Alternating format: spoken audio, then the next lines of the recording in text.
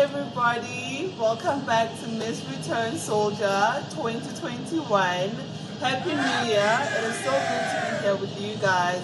I know it's been a while, but I promise you this year we're going to have more exciting content and content that helps all of us to heal and move forward from our divorces and start creating lives that we want and love. So today is very special because I have with me a friend of mine who happens to be a lawyer as well as a financial planner. And I thought, it's very important to start having conversations around finances, how to plan for your finances, especially now that, you find yourself in a single, income household. How do you now start planning around for your kids, for your future? Maybe you were not the one who used to take care of your finances and your former partner was the one. How do you actually move forward? So today, I hope that, you join us for this conversation as we find practical tools and practical ways to actually approach our finances and protect our wealth and protect the futures of our kids and ourselves as well. So I'm gonna let Remy introduce herself to you guys. Hi Remy, and welcome to Miss Return Soldier. Thank you so much, Mpo. As Mpo has said, my name is Remy Moremadi Mabule, and I'm happy to be here. I think, what an appropriate time to be having this type of conversations. January, people start thinking about a whole lot of things, and one of the important things is about finances.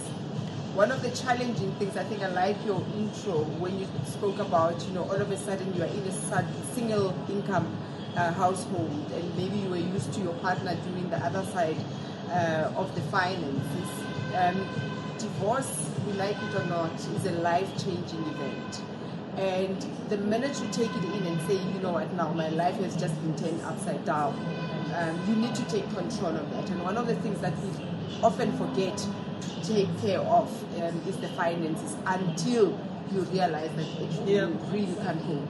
Yeah. Because you can't continue living as if you've got two income streams. That is true. Yeah.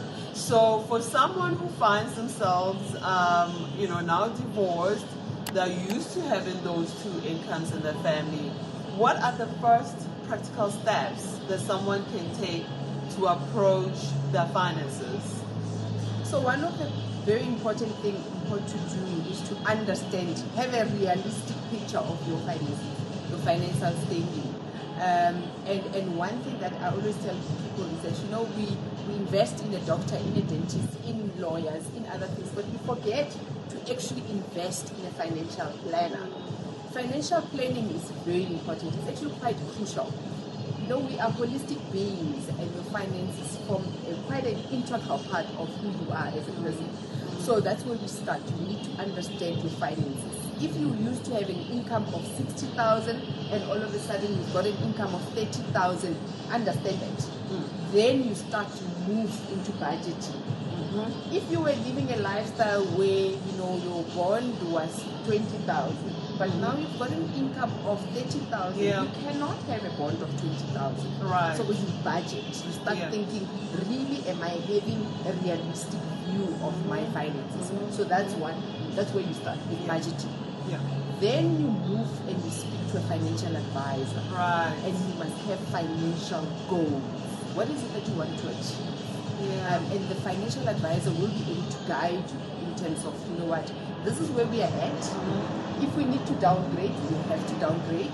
Yeah. If we need to really take the kids from, other schools and take them to another school, you have to make those choices. Right. But you understand that you'll be having a goal in mind. Right. And it's lifestyle adjustments. Once that conversation has happened with the financial advisor, then we start moving, because now you've got a budget, you've got a plan, then you're able to move forward. Yeah. And also, like Remy, I like what you're saying about, having a conversation with the financial advisor, because at the end of the day, you also have to be realistic and mature enough to understand that your reality has changed. And I think, it's almost kind of like you need to marry having a counselor as well as a financial advisor, like those two services, because it can be really difficult when you are used to a certain type of lifestyle and now you have to downgrade. So what are some of the questions do you think people should be asking financial advisors when they meet with them? So, a financial advisor it's quite an important coach that you need. One of the things that, like I said, we spoke about budgeting. If already we've identified that our income is now shrunk, then we budget within what we have. Right. And the financial advisor will be able to guide you to say, okay, we are moving now. You were in point C. Unfortunately, we have to go back to A and start planning afresh. Then we are at point A. How do we move from A now to B, then to C? Wherever we're trying to achieve, whatever we're trying to achieve, they'll be able to guide you. Yeah. So the very important thing that we need to have is to have honest conversations with our financial advisor. Yeah. So financial advisors in their nature, they sell products. Right. And the product translates to their income. Right. But forget the advisor's income. Because Yeah. at that point you're going somewhere with your financial journey. Yeah. So have a proper conversation. It's not about product, it's about a solution. Correct. So if you go in and you say, this is the space that I'm in, this is what I'm trying to achieve, these are the solutions that I want to get to, the advisor will be able to guide you. Yeah. But if you go there and he wants to push a product and you are also all over the place and you are not necessarily clear in terms of your goals, Yeah.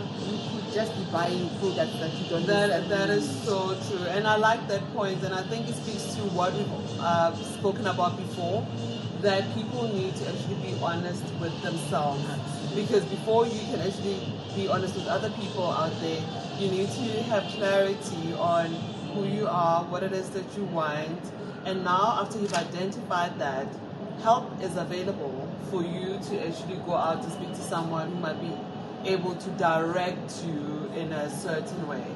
So what kind of products do you think that people need to think about purchasing when they, for example, there is death, there's, people have accidents, there can be a disability, it's just so that your future and the future of your children is protected. What are some of the products that are most important to think about first? So one thing that is crucial is, I always say to people, when you've got minor children, when you've got children, let's think of them. When you've got children, at this point in time, you are able to actually provide for them. You are able to work, have that income, provide for them. So one thing that you need to think of is, what will happen if suddenly something happens to you? Yeah. And that means then you start thinking about around life cover. So life cover is not something, people always say, it's for the other people, it's one of the important products that we actually need. And it's more of a solution driven more than anything. You could have minor children that you are looking after. You could have expenses. You could have a bond. If you do not have a life cover to actually pay for that bond when you pass away, what will happen? So you don't want to shock the system. Actually create a solution and start thinking legacy. And the only way to actually have a legacy protection is to actually have enough risk cover in your estate. Yeah, and I understand that, and I think for some people it might just be that I just got divorced, now I have to think about if I die, like this is just all too much, so. But I think the sooner we all start to have realistic conversations and realistic view of our own lives, the better. And I think what heartens me is the fact that you don't have to do anything alone. There is help out there, and you just need to find a financial planner, like through a bank, for example. Would you think that is the first step that someone can take? Go to your local bank and ask to. Yeah. So what I wanted to pick up on a point that you made before, like you said, it could be overwhelming for someone who just gotten divorced. So remember, the first thing that I think I want to emphasize is, let's look at your budget. Let's look at rainy day savings account. But you can only cater for those things once you know downgraded and you know are realistic Being realistic with what's happening Yeah, in your yeah. space. Then we start talking about life cover. Then we start talking about protection of your income, which is income protector. Then disability benefits. Unfortunately, we do. I mean, the cancer stats sometimes they are actually quite scary. That there is a lot of the likelihood of people getting cancer has just skyrocketed as well. So those are some of the things that you need to know when you're purchasing them. Why are you purchasing them? So that you actually keep them. And I'm emphasizing this point because a lot of times people would go and see a financial advisor, go to your bank, they will actually take you to a financial advisor. This advisor will assist you. But then you walk out of there, you bought a product, the next thing there is no bread or petrol. Yes. Then what you do, you cancel the policy, forgetting that remember there was a plan and purpose for that product. So that's why those conversations are important. If you go to a financial advisor and they recommend a whole lot of things, which they are likely to do. Yes, they are likely to do that. Yeah. You don't want to find yourself that now you can't put bread on the table. That's not the purpose. The purpose is not now thinking, when I die, when this, you still need to live. Right. However, you want to ensure that if you get to a comfortable state where you are creating a legacy, you want to protect it. No, that is true. Thank you, Remy, so much for those points. I think for me, they're so important. I mean, I remember when I got divorced a long time ago. And I mean, I lived in a nice house, but I had to leave. We had to sell the house, and I think for a year or so I lived with my parents because I needed to get back on my feet. So I think what I would like to say as well is that there is absolutely no shame in starting again, in finding yourself in a situation where you are going to need help. And I think for most people, especially women, it's so difficult to ask for help. And help is out there. And don't beat yourself up. And, it's okay to start all over again. It's okay to start over again because at the end of the day, you are trying to create a future that will be happy for yourself and for your children as well.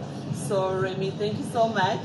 Thank for you coming so much. through. What would be like the last words of encouragement to people who are going through a divorce or who find themselves in this situation with regards to their finances and starting to create wealth? Because it's not just about like, let's just save a little bit and be misers, but it's about like leaving something to for your children and the future generation, right?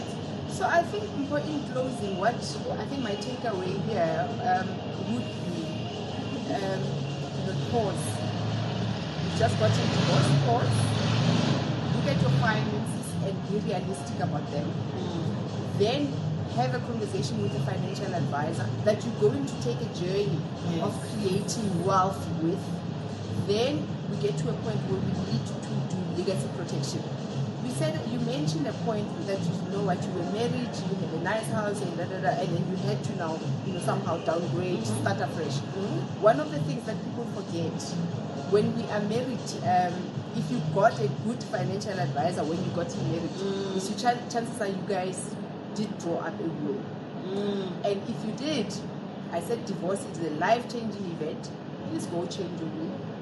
Oh, yeah. Because you might just have your ex-spouse. Rather get a will to start off with, because I think that's something that we need to I think in our next conversation actually we will speak more on wills and the importance of actually having a will. All right. Yeah. So that would be my takeaway. And then lastly is understand your divorce settlement. Yeah. And rather understand your marriage contract as well, right? So you don't get surprised at the end. Like, oh, I didn't sign up for that. Okay. Yeah. So those are some of the things. So there is a whole lot of things that comes, with getting divorced. Yeah. But thank you so much, Remy, for coming through. I really appreciate it. And I hope this was really helpful to you guys. It was absolutely helpful to me. I'm going to go home today and relook my finances And to be honest, I actually do not have a will. And Remy has been telling me about a will for years, as me and a group of girls that we went to school with, and I still don't have it. And this year, that's one thing that I'm definitely going to draw up and put together. So thank you guys so much for watching. Please remember to like the videos, subscribe to the videos, to the channel, and share the videos as well. And thank you for joining us, and I'll catch you in the next one. Bye. Bye.